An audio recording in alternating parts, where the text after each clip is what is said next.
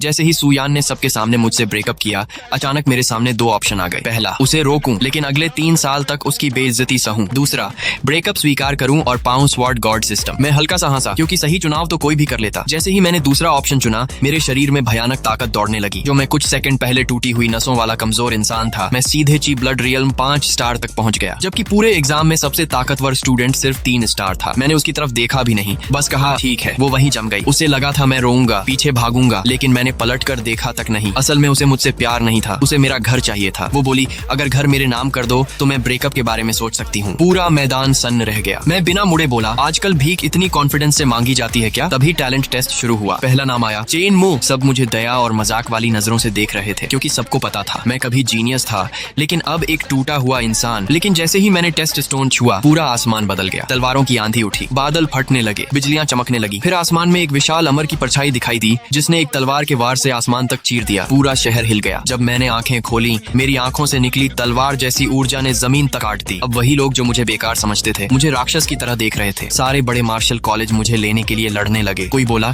हम तुम्हारा इलाज कराएंगे। कोई बोला, हम राजा लेवल का मास्टर देंगे। लेकिन तभी सिस्टम ने नया मिशन दिया, यूनहाई 5th एकेडमी चुनो। सबको लगा मैं सबसे बड़ी यूनिवर्सिटी चुनूंगा, लेकिन मैंने सबको शॉक्ड करते हुए कहा, मैं यूनहाई 5th एकेडमी ज्वाइन करूंगा। पूरा मैदान चुप हो गया। लोग मुझे पागल कहने लगे, लेकिन उस बूढ़े टीचर की आंखें भर आईं, क्योंकि सालों बाद किसी ने उनकी टूटी हुई एकेडमी चुनी थी। तभी सिस्टम बोला, reward ancient divine sword dragon एबिस sword. उधर सुयान फिर मेरे पास आई और घमंड से बोली, अब समझ आया हमारे बीच कितना फर्क है। बस उसकी यही बात सुनकर मेरा गुस्सा फट पड़ा।